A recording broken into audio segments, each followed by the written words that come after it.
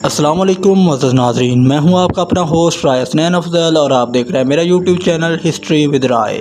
تو معزز ناظرین، ہماری آج کی ویڈیو کا عنوان ہے صدر صدام حسین۔ تو جلدی سے میرے چینل کو سبسکرائب کر لیں اور بیل کے آئیکن کو پریس کر دیں تاکہ ہماری ہر آنے والی انفارمیٹیو ویڈیو سب سے پہلے آپ تک پہنچ سکے۔ تو معزز ناظرین، ہماری آج کی ویڈیو صدر صدام حسین کے نام۔ معزز ناظرین، اس ویڈیو میں ہم اس بات کا مطالعہ کریں گے کہ صدام حسین تاریخ میں ہیرو کا کردار ادا کر گئے یا پھر ویلن کا۔ معزز ناظرین، آج ہم اس صدام حسین کی بات کرنے جا رہے ہیں جس نے اپنے خون سے قرآن پاک لکھا۔ آج ہم اس صدام حسین کی بات کرنے جا رہے ہیں جس نے عراق پر 24 سال حکمرانی کی اور 2 ممالک پر حملہ۔ آج ہم اس صدام حسین کی بات کرنے جا رہے ہیں جس کا نام سنتے ہی اس کے دشمن کانپ جاتے تھے۔ تو معزز ناظرین، آئیں اپنی ویڈیو کا باقاعدہ آغاز کرتے ہیں۔ صدام حسین 28 اپریل 1937 کو عراق کے ایک چھوٹے سے گاؤں میں پیدا ہوئے۔ صدام حسین کی پیدائش سے پہلے ہی ان کے والد اور بھائی کینسر کی وجہ سے انتقال کر گئے۔ صدام حسین کی پیدائش کے بعد ان کی والدہ نے دوسری شادی کر لی۔ جیسے جیسے صدام حسین بڑے ہو رہے تھے ان کے ستیلے والد نے ان پہ ظلم کرنا شروع کر دیا۔ 10 سال کی عمر میں صدام حسین اپنی والدہ کو چھوڑ کر اپنے چاچا کے پاس بغداد چلے جاتے ہیں اور اپنے چچا کے زیر سایہ بغداد میں تعلیم حاصل کرتے ہیں۔ جیسے ہی صدام حسین جوان ہوتے ہیں تو صدام حسین کا سیاست کی طرف رجحان بڑھنے لگا۔ صدام حسین نے صرف 20 سال کی عمر میں پڑھائی چھوڑ کر انقلابی بہر پارٹی جوائن کر لی۔ صدام حسین نے جس پارٹی کو جوائن کیا وہ پارٹی بہت چھوٹی تھی، اتنی چھوٹی کہ اس کے ارکان کی تعداد صرف 300 تک موجود تھی۔ صدام حسین کے اس پارٹی کو جوائن کرنے کے بعد عراق سے بادشاہت کا خاتمہ ہو گیا۔ صدام حسین کو عراق کا صدر سخت ناپسند تھا۔ صدام حسین نے اپنے کے ساتھ مل کر عراق کے صدر پر قاتلانہ حملہ کر دیا لیکن صدر بچ نکلا۔ صدر پر حملے کے بعد صدام حسین پر کئی مقدمے درج ہوئے جن میں گرفتار ہونے کا ڈر تھا، جس کی وجہ سے صدام حسین ملک چھوڑ کر باہر چلے گئے۔ صدام حسین کچھ عرصہ باہر سے اپنی پارٹی کو لیڈ کرتے رہے۔ کچھ عرصہ بعد جب ان کی پارٹی کی حکومت آئی تو صدام حسین نے بھی ملک واپس آنے کا فیصلہ کر لیا۔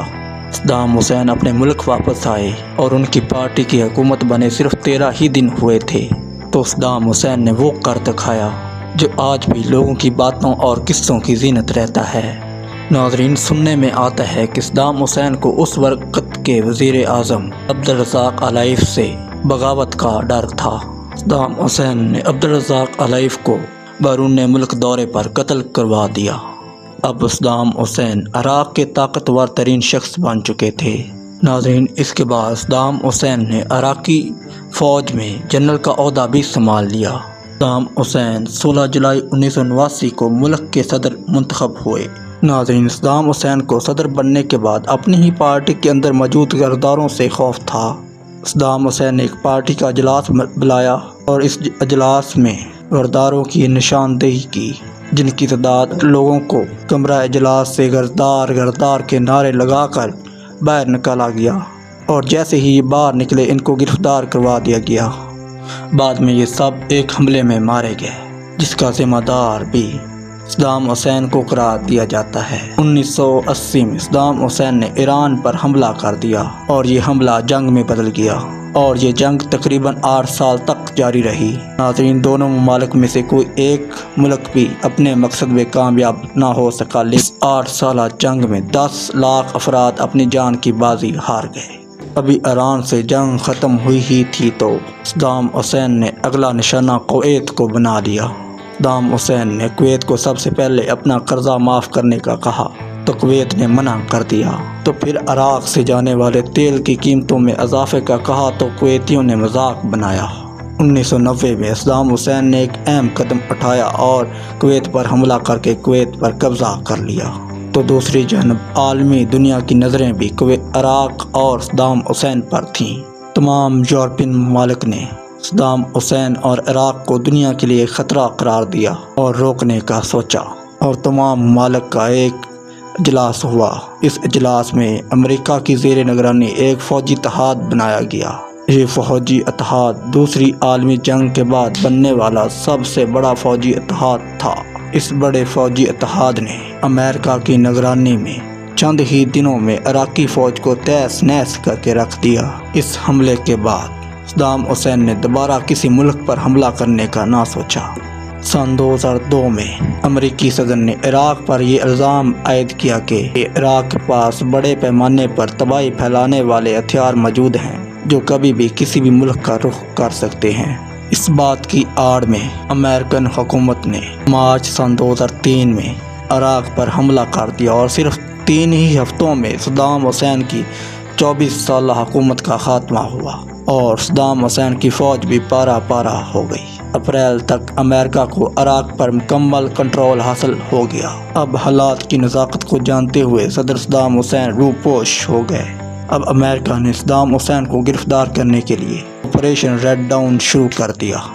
کچھ ماہ تک تو امریکن صدام حسین کا سراغ نہ لگا سکے، لیکن دسمبر تک وہ صدام حسین تک پہنچ جاتے ہیں اور صدام حسین کو گرفتار کر لیا جاتا ہے۔ صدام حسین امریکی ملٹری کو وہاں ملا جہاں گمان کرنا بھی ناممکن تھا۔ صدام حسین اپنے پیدائشی گھر کے پاس ایک بنکر میں موجود تھے۔ صدام حسین کو گرفتار کرنے کے بعد امریکی عدالتوں میں صدام حسین کے خلاف 150 انسانوں کے قتل کا مقدمے چلتے ہیں اور امریکی عدالت انہیں 1982 اور باقی کئی مقدموں میں قصوروار قرار دیتی ہے اور سزائے موت سنا دیتی ہے۔ 30 دسمبر سن 2006 میں ان کو عوام کے سامنے پھانسی دینے کا فیصلہ کیا جاتا ہے۔ صدام حسین جب تخت دار پر آتے ہیں تو ان کی زبان پر درود شریف اور کلمہ شہادت کا ورد ہوتا ہے۔ اور صدام حسین رب وحدت کے مطالعے کے بعد آپ کس نتیجے پر پہنچے ہیں کہ تاریخ میں صدام حسین نے ہیرو کا کردار ادا کیا یا ویلن کا؟ کمنٹ میں ضرور بتائیے گا۔ اور ناظرین، یہ تھی ہماری آج کی ویڈیو۔ اگر ویڈیو اچھی لگی ہو تو جلدی سے ویڈیو کو لائک کر دیں اور چینل کو سبسکرائب کر دیں اور بیل کے آئیکن کو پریس کر دیں تاکہ ہماری ہر آنے والی نئی ویڈیو آپ تک بآسانی پہنچ سکے۔ اور اپنے ہوسٹ رائے حسنین افضل کو دیں اجازت۔